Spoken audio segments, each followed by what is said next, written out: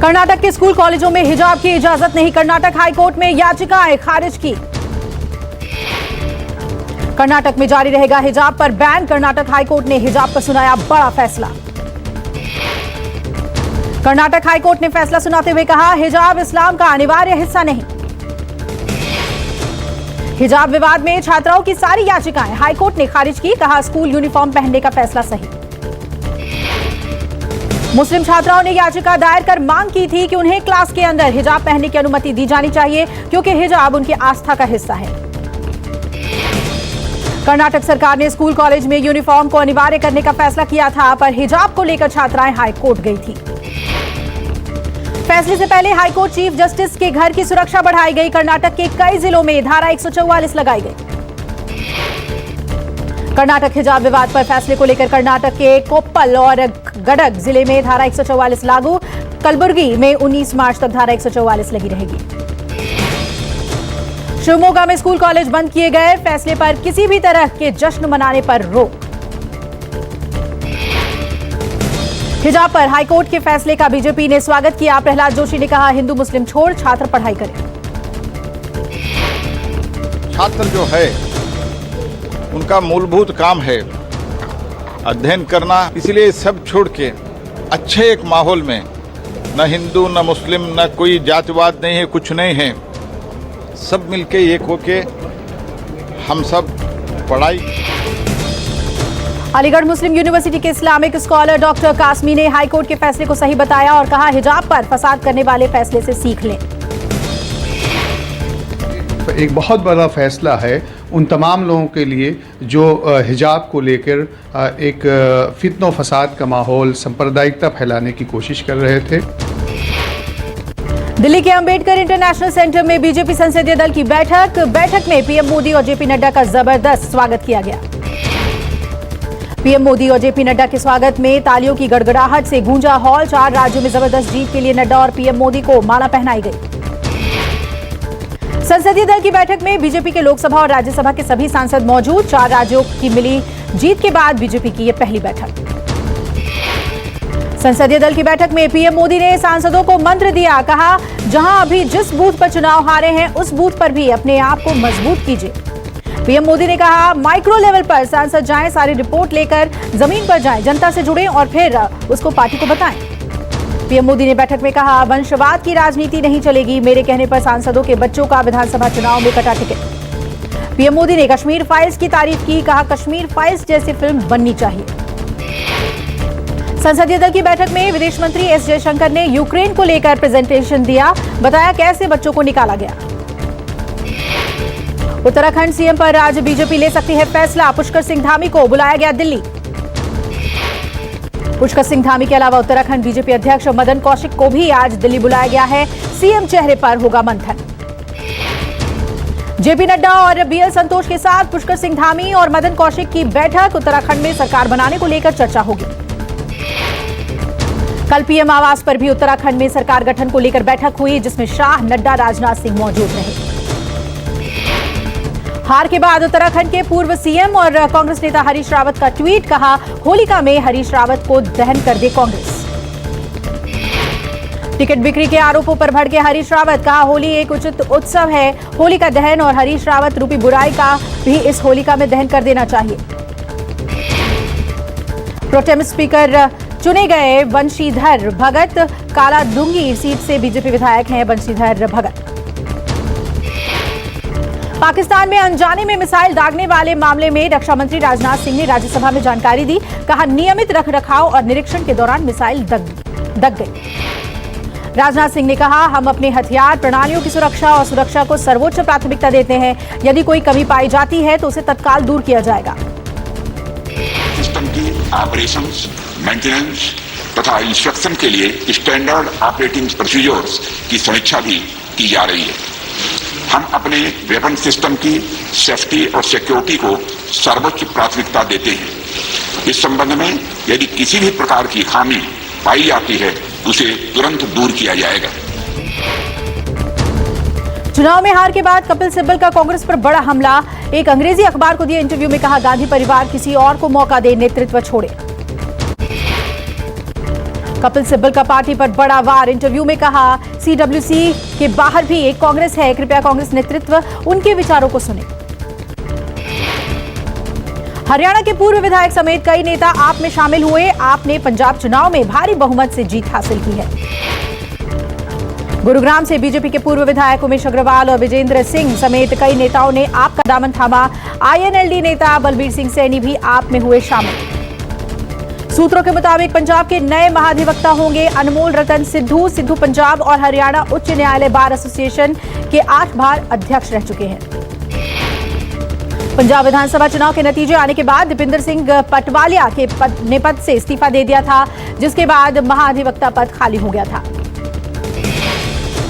संसद में गूंजा कश्मीरी पंडितों के पलायन का मुद्दा। सांसदों की पीओके के लिए अलग बजट बनाने की मांग।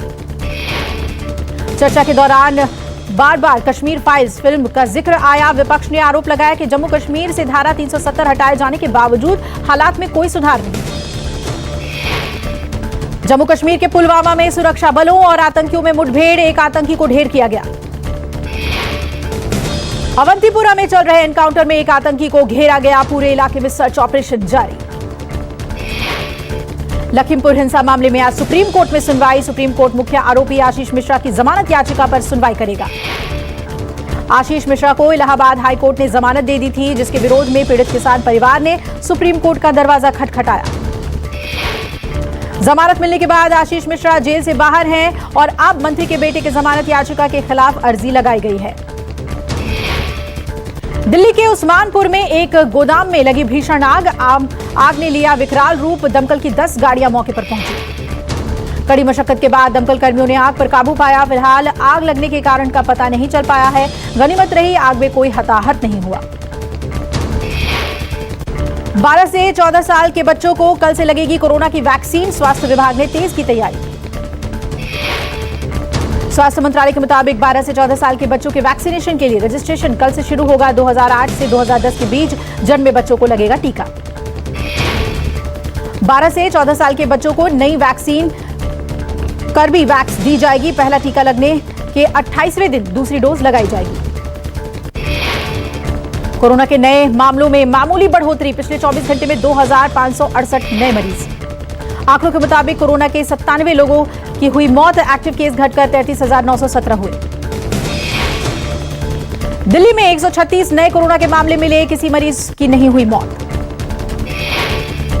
पिछले 24 घंटे में 19,64,423 लोगों को वैक्सीन लगी। अब तक 180 करोड़ से ज्यादा खुराक दी गई। चीन में कोरोना की नई लहर की दहशत। चीन में लहर के बाद लाखों लोग लॉकडाउन में और 3 शहरों में बढ़ा दी गई है सख्ती। चीन के शेंजन में लॉकडाउन लगा दिया गया है। शंघाई में भी स्कूलों को बंद किया गया। चीन में मेट्रो और बस सर्विस भी रोकी गई। अधिकारियों ने कहा, कोरोना को लेकर हमारी जीरो टॉलरेंस पॉलिसी है। रूस यूक्रेन युद्ध का आज 20वां दिन। कीव, खार्किव, चेर्निहिव समेत कई शहरों में रूस की भीषण बमबारी जारी। यूक्रेन की राजधानी कीव में फिर रिहायशी बिल्डिंग पर हमला। 1 की मौत, 4 लोग जख्मी। कीव में जारी रूसी हमले में एक और पत्रकार जख्मी। फॉक्स न्यूज के रिपोर्टर बेंजामिन हॉल गंभीर रूप से हुए जख्मी। रूस लगातार यूक्रेन के सैन्य ठिकानों को बना रहा है निशाना। यूक्रेन के कई शहरों में लगातार हवाई हमले का सायरन बजाया जा रहा है। रूसी सेना ने यूक्रेन के चुगुए शहर पर रॉकेट से हमला किया। हमले के बाद बिल्डिंग ध्वस्त हुई। कीव के मेयर ने जारी किया हमले का वीडियो। शहर के मेयर ने ढही और बर्बाद इमारतों के बीच खड़े होकर वीडियो बनाया। शहर के मेयर ने रूस पर शहर और पूरी तरीके से बर्बाद करने का आरोप लगाया। मेयर ने कहा कि रूसी हमले में आम नागरिकों की मौत हो रही है।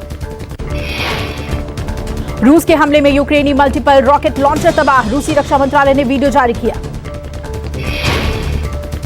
रूसी हमले में खार्किव तबाह। बचाव कर्मी बमबारी से लगी आग और ढही इमारतों के मलबे हटाने में जुटे। खार्किव के ऐतिहासिक सेंटर के पास रूसी बमबारी। रिहायशी बिल्डिंग, गैस पाइप में आग से भीषण तबाही। कीव में दुकानों पर बन रही है रूसी हथियार। ऑटो रिपेयर शॉप बनी हथियारों की दुकान। रूस के क्रॉसनोडर रीजन में क्रीमिया के लिए सैन्य साजो सामान भेजा गया है, तस्वीरें सामने आई। क्रोएशिया में रूस हमले के खिलाफ प्रदर्शन के दौरान प्रदर्शनकारियों ने पुलिस पर पेट्रोल बम फेंके। अमेरिका की चीन को कड़ी चेतावनी, कहा रूस को चीन की मदद करने के गंभीर नतीजे भुगतने होंगे। चीन और अमेरिका के बीच हुई बैठक, रोम में हुई बैठक के बाद व्हाइट हाउस का बयान, अमेरिका पार्टनर और सहयोगियों के संपर्क में। रूस ने यूक्रेन से युद्ध के लिए हथियारों की मदद मांगी थी, जिसके बाद से अमेरिका भड़का हुआ है। चीन के विदेश मंत्रालय का दावा, रूस की सैन्य मदद मांगने की खबर गलत, चीन का आरोप, अमेरिका फैला रहा है गलत जानकारी। चीन के विदेश मंत्रालय ने कहा, यूक्रेन मुद्दे पर अमेरिका फैला रहा है झूठ, यूक्रेन रूस तनाव कम करने की दिशा में करे काम, बातचीत के जरिए निकाले रास्ता।